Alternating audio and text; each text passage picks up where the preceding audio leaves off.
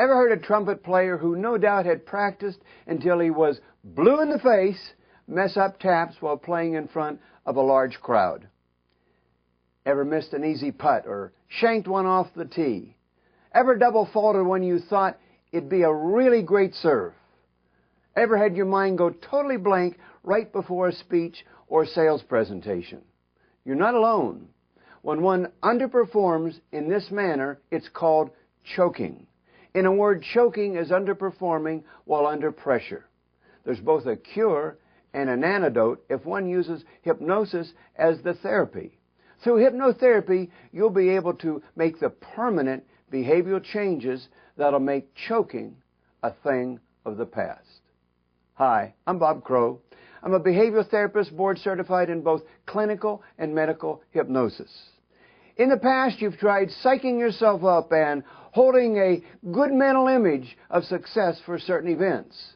But you found that thinking positive thoughts and holding that good mental image wasn't enough. Why is that? Well, when you attempt to psych yourself up, you're only using your conscious mind. The conscious mind is called the beta mind.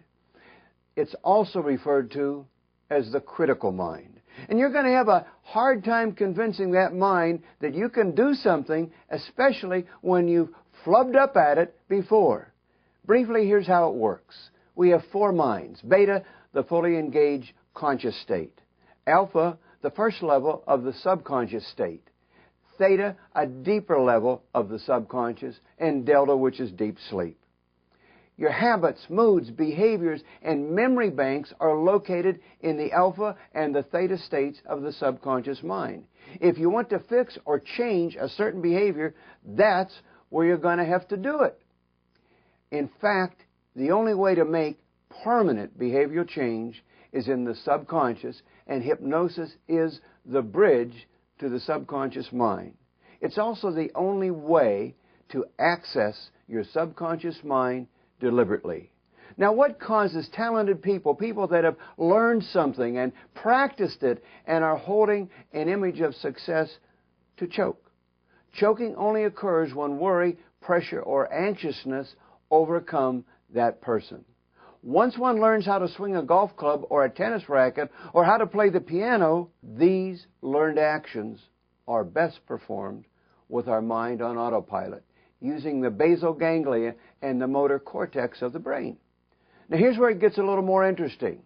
Just as your computer has RAM memory, so does your brain. This very short-term memory is called the phonological loop, and it generally can hold only 9 things at one time. In golf, the golfer should be concerned with where he wants the ball to go, not the breakdown of the components of his golf swing. When he thinks of all the things that he should be doing on his swing in his very short-term memory, or phonological loop, in addition to game strategy, he overloads this very short-term memory. That's what causes choking. The golf swing should be executed on autopilot. Now, there's a real bonus to allowing your learned actions or learned behavior to be performed on autopilot. In fact, in sports, it's worth about 1 or 2 seconds to you. Here's why. When one has to consciously perform an action, the mind has to make a deliberate decision.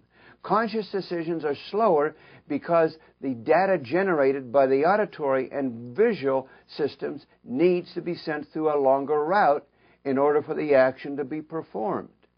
In conscious actions, the auditory and visual data go to the thalamus, a kind of relay station, then proceed to where they are processed in the cortex, and finally sent on to the frontal cortex to be executed. This all takes time.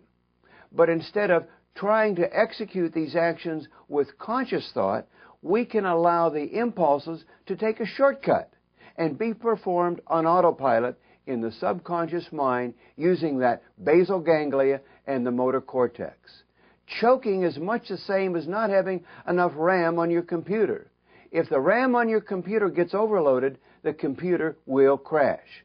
We're using golf as an example, but the principles hold true for any sport, for entertaining, for public speaking, in any arena of life where one wants to excel. Now, how does one use hypnosis to perform without choking? Well, remember, no amount of psyching oneself up will help.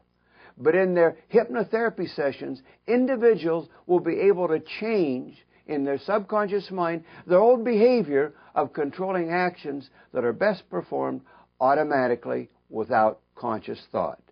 Their very short-term memory will then be freed up for actions that really need deliberate thought, like ball placement and game strategy.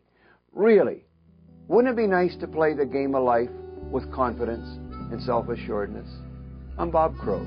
Call me for a complimentary consultation to see how these principles can drastically improve your golf, tennis, public speaking, sales presentations, or any other area of life where you would like to excel.